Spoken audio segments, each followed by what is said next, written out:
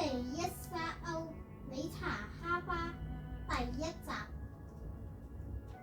喺朝嘅時候，太陽嘅光線照喺海上面閃閃發亮。距離大概海岸有1里嘅地方，嗰度有一艘漁船喺度捉魚。呢個消息好快就俾啲海鷗發現咗，但係只係有一隻海鷗，佢離開嗰度，自己喺度練習緊點樣飛。嗰隻海鷗咧就係叫做岳納山李文斯頓。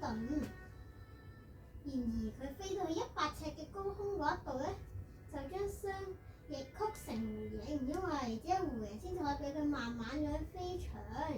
而家佢放慢速度，直照啲風好似線咁撥過佢塊面。佢覺得下邊海洋好似都冇再喐啦。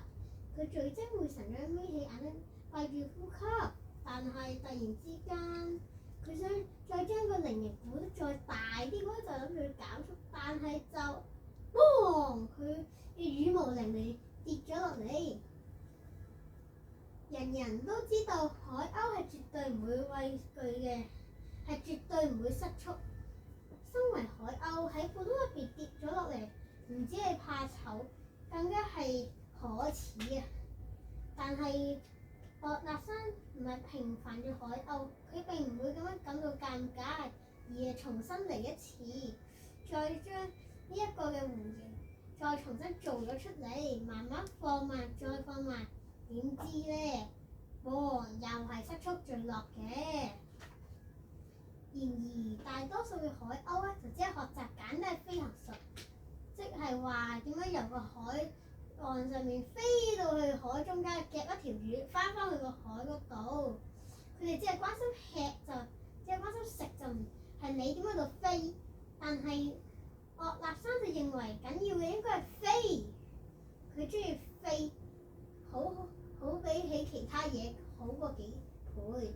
佢覺得呢種想法令到佢自己喺鳥類入邊好唔受歡迎，就連佢爸爸媽媽都好驚，因為佢成日好似隻慣物咁樣自己苦練，不斷咁練習低飛。有啲事佢係唔明嘅，例如果到海面低一啲嘅時候咧，佢隻翼就可以飛得耐啲，唔使咁用力嘅。但係當佢去到見到水嘅時候咧，就會濺咗水花。如果佢收得緊啲，就可以飛耐啲嘅喎。佢依家就上到海灘上面，佢阿媽就好驚咁問佢：點解你唔可以好似其他海鷗一樣啊？要做到一樣係好難嘅咩？你唔可以將呢啲咁樣嘅古怪飛行術送俾其他人去做嘅咩？你唔食啲嘢啊？呢啲好瘦啦。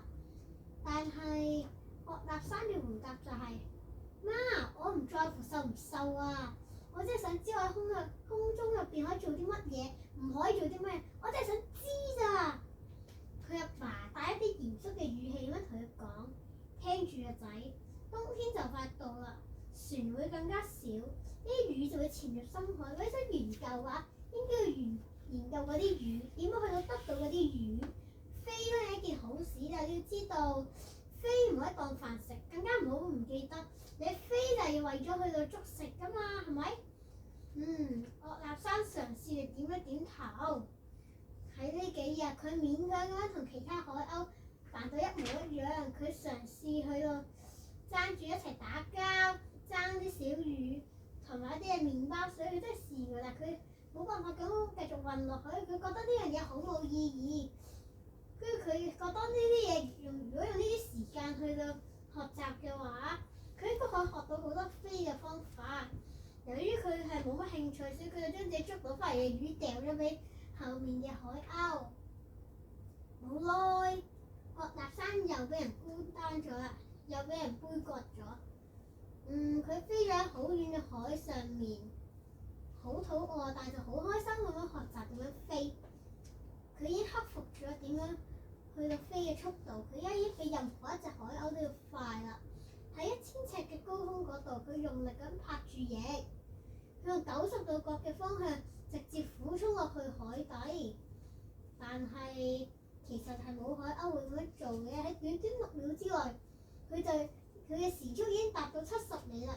咁咁樣嘅速度，佢嘅翅膀有一次搖搖不盡，跌咗落嚟。然而下一次佢爬得1000尺嘅高空，全力向上飛，然後就即刻俯衝向下。但係佢就好似一團狂火咁樣一路向右轉。之後佢試過將右翼穩定嘅話，就反而會向左轉。佢就嘗試諗辦法令到自己喺高空嗰度唔會跌落去海底啊！但係佢係一直揾唔到嘅，直至到佢發現咗，如果喺高空嗰度咧保持靜止狀態，將我哋嘅速度加速到50里嘅話咧，然後就要保持雙翼不動，咁樣就可以飛得好快嘅。佢喺2000尺嘅高空試咗一次，係完全地成功嘅。佢已經突破咗海鷗嘅世界紀錄，但係勝利咧就令到佢嘅情緒失控。然而情緒一失控，佢嘅翼咧就已經跟住冇辦法去到保持平穩啦。佢好快地就好似俾炸藥打中咁樣跌咗落海底。佢醒嘅時候已經夜晚啦。佢喺月亮之下喺水面上面浮下咁樣。佢喺度諗，我知一隻海鷗應該就係已經受到限制。如果我要學飛嘅話，我就應該有飛航圖。如果我注定要飛得快，我就應該要有短翼，唔係靠魚類生存嘅，靠鼠類去到維生嘅。唉，我阿爸都講得啱，我應該唔好再諗飛啲嘢，翻屋企同埋其他嘅呢啲海鷗一齊去到做呢一份嘅工作啦。海納山佢就決定翻去，佢發誓以後要做翻隻正常嘅海鷗。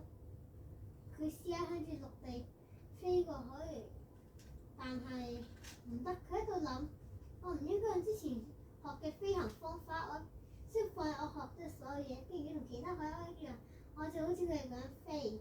於是佢痛苦咁樣爬到100尺嘅高空，痛苦地拍翼，勉強咁飛到海岸。佢生咗一隻平凡海鷗之後，佢個心就覺得好好多啦。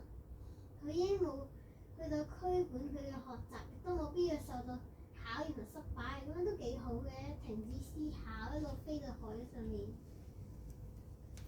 黑暗，海鷗從來都唔會喺黑暗入邊飛㗎。海納山冇留心佢個腦喺度諗咩，佢喺度諗夜色幾靚啊！佢覺得月光同埋燈火喺水面上閃耀，就好似係一啲明亮嘅燈咁樣。快啲落去！海鷗從來係唔會喺黑暗入邊飛㗎。如果注定應該黑暗飛，你就會有一對貓頭鷹嘅眼睛，腦入邊應該有飛航圖，有一副英俊嘅短翼。喺黑暗入邊100尺嘅高空，海鷗岳納山李文斯頓眨住眼睛，佢嘅痛苦，佢嘅決心都消散。短翼，英俊嘅短翼，一隻答案。我依然幾蠢啊！我需要嘅就係一副短翼啊，細細嘅翅膀啊！我要嘅就係將大部分嘅翅膀摺起嚟，只係要翼哨去到飛啊！咁咪係短翼咯。佢就試下爬到去高空嗰度，再試一次，一路飛落去，加速再加速，然之後你喺70里、90里、120里繼續加速140里，但係佢嘅翅膀自己冇辦法承受到啦。依家佢雖然唔似70里咁樣咁吃力，只要將翼哨輕輕一扭咧，佢就可以擺脱俯衝，波翼而過，但係佢都係唔可以完全咁樣承受。佢就喺度諗，如果由2000尺跌落去已經咁快，咁如果由5000尺跌落去，究竟會係乜嘢速度咧？佢已經唔記得晒佢頭先嘅誓言。飛快咁掠過強大風，雖然毀棄咗自己嘅承諾，但佢完全唔覺得慚愧，因為呢種嘅諾言咧係俾啲平凡嘅海鷗守嘅。佢係一隻出類拔萃嘅海鷗，係唔需要守呢一種咁樣嘅諾言嘅。日出嘅時候，海鷗岳納山又喺度練習啦。喺5000尺嘅高空嗰度望落去，所有嘢就簡直好似一點點咁樣。連佢識嘅所有海鷗簡直就似一粒白色嘅塵。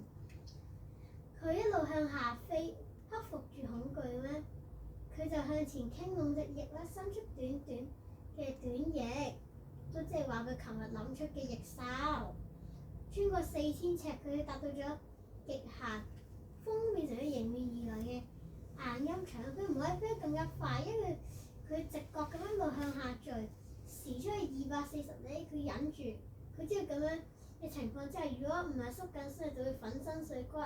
但係速度就係快樂，係純粹嘅快樂啊！佢1000尺嗰度開始拉起，翼曬喺風中嗰度發住強大嘅聲音。所有嘅船同埋海鷗好似都睇住佢落嚟咁樣。佢冇辦法停落嚟，佢甚至唔知道應該要點樣轉彎，只有一個衝撞，佢肯定自己會死。佢嗰一下閉起咗佢眼睛。就喺之後嘅早餐，太陽啱啱升起，佢咧就發現佢自己用緊212里嘅速度喺度向下飛緊。呢一次神明專登保護佢，係冇任何海鷗死亡嘅。雖然佢係撞咗去負責採取早餐嘅嗰啲海鷗嗰度，當佢將佢嘴指到天空嘅時候咧，佢嘅速度仍然高達160里。等到佢再放慢嘅時候，終於就已經可以喺海上面嗰度見到所有嘢啦。佢忽然之間就向下俯夾咗幾塊麵包上嚟食。佢認為呢一場係勝利，最高嘅速度，冇一隻海鷗可以好似佢咁快嘅。佢覺得只要輕輕移一移，佢就可以轉一個高速，平地咁樣轉一大個圈。快咗一個竅門之後，好似如魚得水喺度飛。之後佢不斷咁樣練習，再練習。但係當佢翻到海鷗群嘅時候，已經晚上，佢好攰，佢就直接喺地下嗰度直接反轉咗，直接可以瞓覺。然而第二日嘅時候，長老就召集咗大會，係要好多人都嚟到。嗰個長老就以莊嚴嘅語氣去到講：岳納山李文斯頓站到中央來，站到中央來嘅意思唔係奇恥嘅大辱，而係大榮耀。但係岳納山佢所想要嘅並唔係榮耀。通常呢個信任係要接受領袖嘅最高方式，但係佢並唔需要。不過佢就覺得，如果上到去海喺上面同人哋分享，總好過自己偷偷地同人講嘅。但係長老咧，就喺佢走到上台中咧，就同大家講：海鷗岳納山李文斯頓，因為慚愧而企到中間，企喺你嘅伙伴前面。佢喺呢個時候，即係岳納山咧，就覺得好慘。佢突然間覺得冇可能㗎，唔會㗎，我突破咗啊！我成功咗，我揾到新嘅速度啊！跟住長老繼續講，因為佢魯莽同埋唔負責任，違反咗海鷗家族嘅尊嚴同埋傳統。跟住係咁講，因為收咗佢到企到中間，意思就係要被逐出海鷗社會嗰度，永遠唔可以再喺社群嗰度再一次出現。跟住長老終於講到尾段。岳納山，你會明白不負責係唔值得㗎，生命係未知數。亦都係不可，我哋只係知道喺呢個世界入面就只係為咗食，並且延長我哋嘅生命。海鷗才都係唔俾人反嘅，但係岳納山就高聲咁叫：唔負責我嘅兄弟們，有一隻比起我哋覺得飛行係更加重要嘅。千年嚟我哋真係喺度搶乳頭，但係我哋一個理由去學嘢。去發現，去追求自由啊！請俾一個機會，我指嘢俾我嘅發現俾你睇。但係其他海鷗冇理到，而且一同咁樣講：兄弟之間已經義斷氣絕啦！唉，從此岳納山就自己離開海鷗群。